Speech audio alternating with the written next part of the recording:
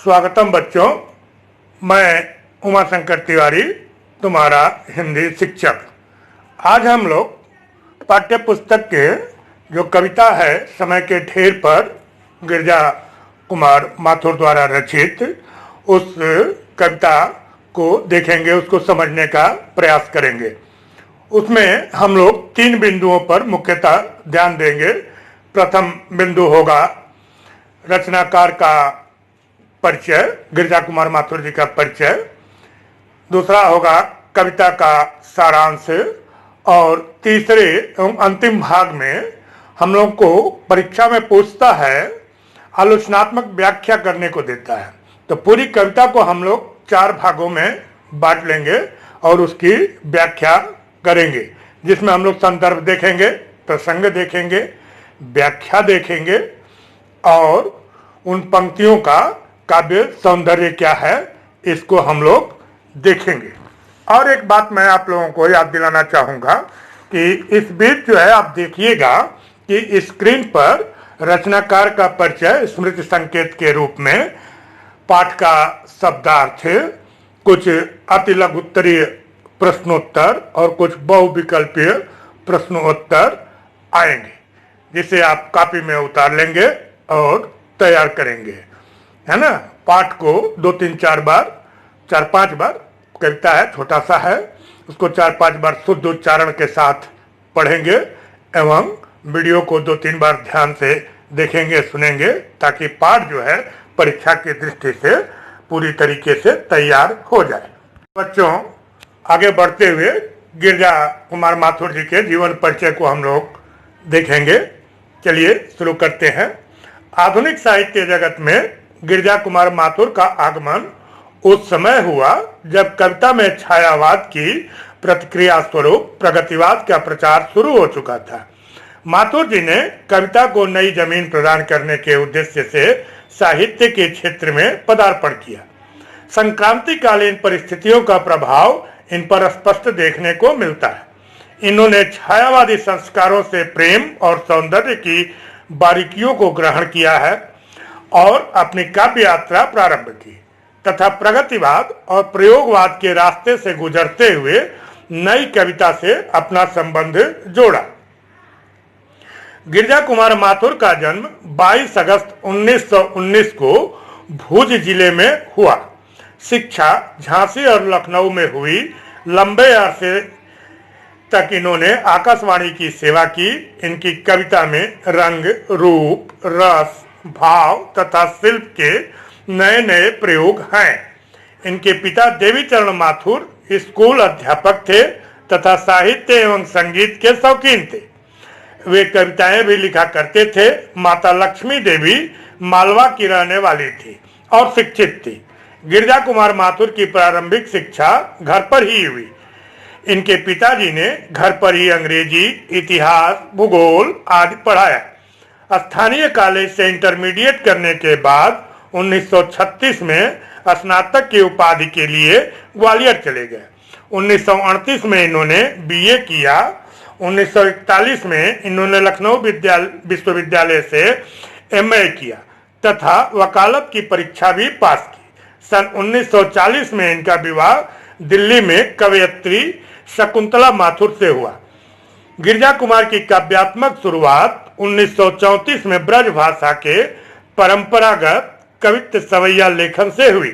वे विद्रोही काव्य परंपरा के रचनाकार माखनलाल चतुर्वेदी, बालकृष्ण शर्मा नवीन आदि की रचनाओं से अत्यधिक प्रभावित हुए और 1941 ईस्वी में प्रकाशित अपने प्रथम काव्य संग्रह मंजीर की भूमिका निराला जी से लिखवाई। इनकी रचना का प्रारंभ द्वितीय विश्व युद्ध की घटनाओं से उत्पन्न प्रतिक्रियाओं से युक्त है तथा भारत में चल रहे राष्ट्रीय स्वतंत्रता आंदोलन से प्रभावित है। इनका ही लिखा एक भावांतर गीत हम होंगे कामयाब समूह गान के रूप में अत्यंत लोकप्रिय है। कविता के अतिरिक्त ये एकांकी, नाटक, आलोचना, नीति काव्य तथा शास्त्रीय विषयों पर भी लिखते रहे। मंदार, मंजीर, नास और निर्माण, धूप के धान, शिलापंख, चमकीले आदि काव्य संग्रह तथा खंड काव्य पृथ्वी कल्प प्रकाशित। 1991 से आपको कविता संग्रह मैं वक्त के सामने के लिए हिंदी का साहित्य अकादमी पुरस्कार तथा 1993 में बिरला फाउंडेशन द्वारा दिया जाने वाला प्रतिष्ठित व्यास सम्मान प्रदान किया गया।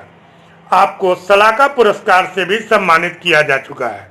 गिरजा कुमार माथुर की समग्र काव्य यात्रा से परिचित होने के लिए उनकी पुस्तक मुझे और अभी कहना है अत्यंत महत्वपूर्ण है। 10 जनवरी 1994 को नई दिल्ली में इनका निधन हुआ। तो ये रहा माथुर जी का जीवन परिचय। तो बच्चों, अब हम लोग क्रम को आगे बढ़ाते हुए कविता के सारांश की तरफ बढ़ेंगे। चलिए देखा जाए। गिरजा कुमार माथुर को रोमानी चेतना का कवि कहा जाता है, परंतु उनके काव्य संग्रह साक्षी रहे वर्तमान में संग्रहित कविता समय के ढेर पर उन्हें उनकी रोमानी चेतना से अलग करती हुई सामाजिक चेतना के धरातल पर स्थापित करती जान पड़ती है। समय के ढेर पर कविता की पृष्ठभूमि द्वितीय विश्व युद्ध के बाद पैदा हुई स्थितियां हैं, जिसने न केवल मनुष्य को अकेला कर दिया बल्कि उसके भीतर कुंठा, निराशा, अवसाद, अकेलापन जैसी परिस्थितियों को जन्म दिया। दूसरे शब्दों में अंधकार के साम्राज्य ने अपने पांव पसारने शुरू कर दिए। इस कविता में अस्तित्ववाद की झलक साफ दिखलाई पड़ती है। कवि अपने जीवन के प्रत्येक क्षण को भोगने के लिए उत्सुक है, साथ ही वह अपने जीवन में व्यर्थ बीत गए क्षणों के लिए दुखी भी है। समय के ढेर पर कविता में कवि को व्यर्थ बिताए गए समय डंक मारते प्रतीत होते हैं और व्यर्थ बीते हुए समय का डंक इतना जहरीला है कि वह कवि के मन और मस्तिष्क दोनों को रक्तारक्त कर दे रहा है।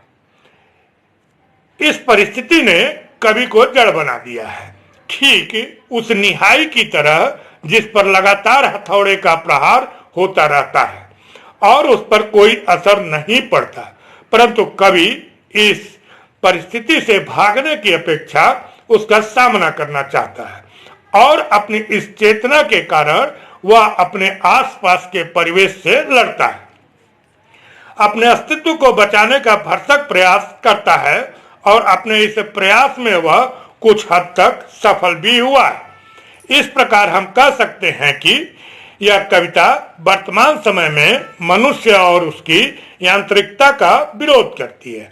साथ ही यह कविता इस ओर भी संकेत करती है कि समय के पद चिन्हों पर चलकर ही मनुष्य अपने अस्तित्व की रक्षा कर सकता है। आशय यह है कि समय के ढेर पर कविता मनुष्य और समय के सामंजस्य को प्रदर्शित करने वाली कविता है। अब हम लोग कविता के पूरी की पूरी कविता को कुल 4 भागों में हम लोग बांट लेंगे और इसकी व्याख्या करेंगे। संदर्भ को देखेंगे, प्रसंग को देखेंगे, व्याख्या को देखेंगे और उन पंक्तियों के काव्य सौंदर्य को देखेंगे। चलिए पहले खंड की तरफ बढ़ते हैं। कविता की लाइन देखें पाठ का। व्यर्थ गया है जीवन इतने सारे वर्षों में, सिर्फ असमर्थता का ढेर ढेर कूड़ा ही इकट्ठा हुआ। अधूरा रुका है वक्त और यह देह अभी सिर्फ आधी सांस लेती है। देखिए, संदर्भ तो समस्त पाठ का एक ही होगा। संदर्भ में हम लोग कहेंगे कि प्रस्तुत पंक्ति हमारी पाठ्य पुस्तक हिंदी पाठ संचयन के समय के ढेर पर नामक शीर्षक कविता से ली गई है, जिसके रचनाकार गिरजा कुमार माथुर जी हैं। यह समय के ढेर पर कविता उनकी जो रचना है काव्य संग्रह साक्षी रहे वर्तमान, उसका अंश है। ये संदर्भ जो है पूरे के पूरे पाठ के लिए, चाहे कोई भी पंक्ति पूछता है उसके लिए ये हो जाएगा। प्रसंग जो है बदलते रहेगा।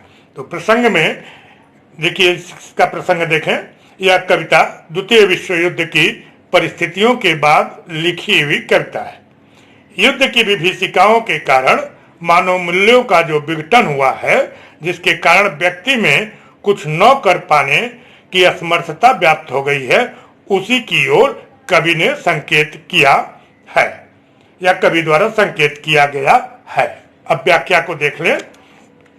कवि कहता है कि मैंने न जाने कितने साल अपने जीवन के व्यर्थ गंवा दिए। अपनी इस कुंठा, भय, निराशा, जीवन में कुछ न कर पाने के कारण केवल अपने आसपास असमर्थता का कूड़ा ही एकत्र किया। अपेक्षित शक्ति न रहने के कारण, जिससे कि मेरा समय गतिहीन हो गया अर्थात रुक गया है, और मैं अपनी शक्तिहीनता की वजह से सांस भी ठीक से नहीं ले पा रहा हूँ, अर्थात अधिक बेचैनी महसूस कर रहा हूँ। इस असमर्थता ने कहीं न कहीं मेरे अंदर गहरी पैठ बना ली है। तो ये व्याख्या रहा। अब इन पंक्तियों का काव्य सौंदर्य देख लें। पहला है, देखिए, इन पंक्तियों में माथुर जी ने मानव जीवन की भय और कुंठा के कारण जीवन में कुछ न कर पाने की असमर्थता का चित्रण किया है। दूसरा, निराशावादी दृष्टिकोण और जीवन के प्रति अनास्था का स्वर इन पंक्तियों में मुखरित होता है। तीसरा, भाषा शुद्ध खड़ी बोली है। चौथा, ढेर ढेर शब्द में अनुप्रास अलंकार है। कविता की पंक्तियों को देखें। हर सेकेंड को टोककर जोर से डंक मारती है बड़ी बड़ी सुइयों वाली घड़ियां, निहाई पर चलते हुए रक्त बूंदों के रिबन हर बूंद पर पड़ता है पलों का हथौड़ा। ठंड होती है घड़ी की आवाज, कुचल जाता है एक और मिनट। संदर्भ तो वही रहेगा जो हमने पहले बताया, फिर दोबारा हर व्याख्या में जो है, हर पार्ट में जो है संदर्भ बोलना माने समय की बर्बादी होगी, इसलिए आप उसी को आगे बढ़ा लेंगे। प्रसंग को देख लेते हैं। प्रस्तुत वाक्यांश में कवि घड़ी की सुइयों के माध्यम से अपने जीवन के कष्टों की व्याख्या करते हुए ये कह रहे हैं, पंक्तियां कह रहे हैं। व्याख्या देखें। मेरे जीवन का वह हर क्षण जो बीत रहा है, वह इतनी जोर से डंक मार रहा है कि मेरे मन मस्तिष्क से रक्त की बूंदें निकलने लगती हैं, और उन रक्त बूंदों रूपी निहाई पर पलों का हथौड़ा इतनी जोर से पड़ता है कि मेरे जीवन का एक और मिनट ठंड की आवाज करते हुए कुचल जाता है, अर्थात बीत जाता है, नष्ट हो जाता है। अब हम लोग इसके काव्य सौंदर्य को देख लें। प्रस्तुत पंक्तियों में समय के महत्व को प्रदर्शित किया गया है। भाषा सरल, सहज किंतु शुद्ध खड़ी बोली है। कहीं कहीं देशज शब्दों का भी प्रयोग है, जैसे निहाई। निहाई उसे कहते हैं जिस पर लोहार जो है कोई गर्म लोहे को रख करके पीटता है। बड़ी बड़ी में पुनरुक्ति प्रकाश अलंकार का प्रयोग हुआ है, और अंतिम बिंदु देखें, वर्णन प्रभावपूर्ण है। ये किताब देखिए, पुस्तक की पंक्तियों को देखिए। मुझे डर लगता है हर तेज घड़ी की आवाज से सन्नाटे में, एक सेकंड और बिन चीखे मरता है। मेरी उम्र पर लगातार कोई एक छाया पांव धरता है। मैं विवश बधा हूँ इस सारे परिवेश से। मेरी निरंतर लड़ाई है काल और देश से। संदर्भ तो वही रहेगा। प्रसंग देख ले। प्रस्तुत काव्यांश में कवि का अस्तित्ववादी दर्शन देखने को मिलता है। वह अपने भीतर व्याप्त भय और कुंठा से हर क्षण प्रतिपल लड़ता जान पड़ता है। व्याख्या देखें। प्रस्तुत पंक्तियों में कवि अपने भीतर व्याप्त भय को चित्रित करता हुआ कहता है कि उसका डर उस पर इस तरह हावी है कि उसे घड़ी की सुई की आवाज भी डरा रही है। उसके मन में नकारात्मकता का अंधेरा इस तरह छा गया है कि उसे चारों ओर अंधेरा नजर आ रहा है। कवि अपने अस्तित्व की लड़ाई लड़ रहा है। समय का प्रतिबिंब उसे हर क्षण कुचल रहा है। उसकी असमर्थता का बोध करा रहा है, परंतु कभी चाह कर भी इस परिस्थिति से बाहर नहीं निकल पा रहा है। कभी की अदम्य जिजीविषा उसे अपने परिवेश से लड़ने के लिए प्रेरित कर रही है। आइए इन पंक्तियों के काव्य सौंदर्य को देखते हैं। युद्ध की विभीषिकाओं के कारण मानव मूल्यों का किस तरह ह्रास हुआ है, कवि ने इन पंक्तियों में दिखाया है। व्यक्ति के अंदर भय और कुंठा ने अपनी गहरी पैठ बना ली है। भाषा साहित्यिक खड़ी बोली है, वर्णन प्रभावपूर्ण है, शब्द चयन की पटुता परिलक्षित है। प्रयोगवादी शैली का चरम निदर्शन यहाँ इन पंक्तियों में देखने को मिलता है। तो ये इसका काव्य सौंदर्य रहा। पुनः हम लोग क्रम को आगे बढ़ाएं और अंतिम कड़ी जो चौथा पार्ट है कविता का उसको देख लें। कंकाल चेहरों वाले चारों तरफ डायल ही डायल, हड्डियों की टकटक और मैंने अपने आसपास एक मनमानी अनंतता रूप ली है, काल की धारा छिपाकर एक टूटती देह में कैद की है। इस अंतिम खंड में संदर्भ को एक बार और दोहरा लें ताकि ध्यान आ जाए आपको। प्रस्तुत पंक्तियां प्रयोगवादी कवि गिरजा कुमार माथुर द्वारा रचित कविता समय के ढेर पर नामक शीर्षक की है, जो साक्षर है वर्तमान नामक काव्य संग्रह में संकलित है और जो हमारी पाठ्य पुस्तक हिंदी साहित्य संचयन में भी संकलित है। प्रसंग को देखें। प्रस्तुत पंक्तियों में कवि डर, भय और कुंठा को छोड़कर पुरुषार्थ से अपने परिवेश से लड़ने की कोशिश कर रहा है, क्योंकि उसके अंदर जिजीविषा व्याप्त हो गई है। व्याख्या देखें। कवि कहता है कि ये डरावनी चेहरे वाले कंकाल मेरे मन मस्तिष्क से टकराते हुए मेरे चारों तरफ घूम रहे हैं और मैं उनके अंदर छटपटा रहा।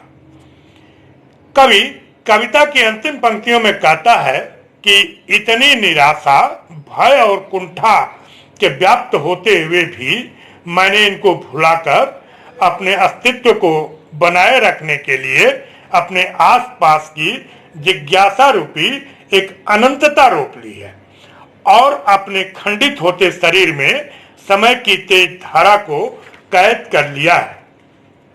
आइए इन पंक्तियों के काव्य सौंदर्य को देखते हैं।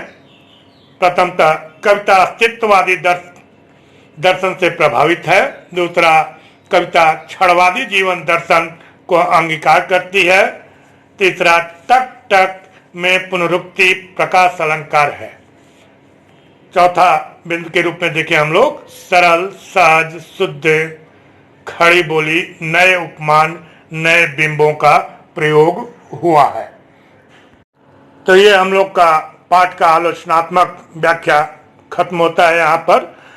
और पाठ को देखने के क्रम में हम लोगों ने 3 बिंदुओं को देखा मुख्य रूप से, जिसमें पहला रचनाकार का परिचय, दूसरा कविता का सारांश और संपूर्ण कविता का आलोचनात्मक व्याख्या किया हम लोगों ने। एक बार मैं आप लोगों को याद दिलाना चाहूँगा फिर से कि स्क्रीन पर ख्याल कीजिएगा, रचनाकार का परिचय स्मृति संकेत के रूप में पाठ का शब्दार्थ, अति लघुत्तरीय प्रश्नोत्तर एवं बहुविकल्पीय प्रश्नोत्तर दिए गए हैं, जिसे आप लोग कॉपी में उतार लेंगे और तैयार करेंगे। पाठ को ध्यान से शुद्ध उच्चारण के साथ 4-5 बार पढ़ेंगे एवं वीडियो को 2-3 बार ध्यान से देखेंगे एवं सुनेंगे, ताकि पाठ परीक्षा की दृष्टि से तैयार हो जाए। एक बात और आप लोगों को सलाह देना चाहूँगा कि अगर इस वीडियो को आप लोग सब्सक्राइब कर ले रहे हैं तो प्रतिदिन का जो मैं कार्य करूँगा वो आप लोगों के यहाँ पहुँचने में सुविधा होगी। और मैं एक सलाह दूंगा आप लोगों को कि लॉकडाउन के चलते बच्चों से संपर्क नहीं है, सबका संपर्क नंबर भी नहीं है मेरे पास। और ध्यान दीजिएगा 10 क्लास का साहित्य संचयन और कथा संचयन पर हमने संपूर्ण कार्य किया है और करीब 19 वीडियो इसमें प्लेलिस्ट में पड़ा हुआ है। तो आपके अगल बगल जो भी बच्चे 10 क्लास के पश्चिम बंगाल बोर्ड से जुड़े हुए जो बच्चे हैं उनको अगर आप सलाह दें तो वो इसका लाभ ले सकते हैं। और आप लोग अपने मित्रों को भी बताएं, क्योंकि सबसे संपर्क कर पाना इस लॉकडाउन में संभव नहीं है। तो जो भी जिनके पास भी पहुंच रहा है वो आगे अपने मित्रों में इसे बढ़ाते रहें।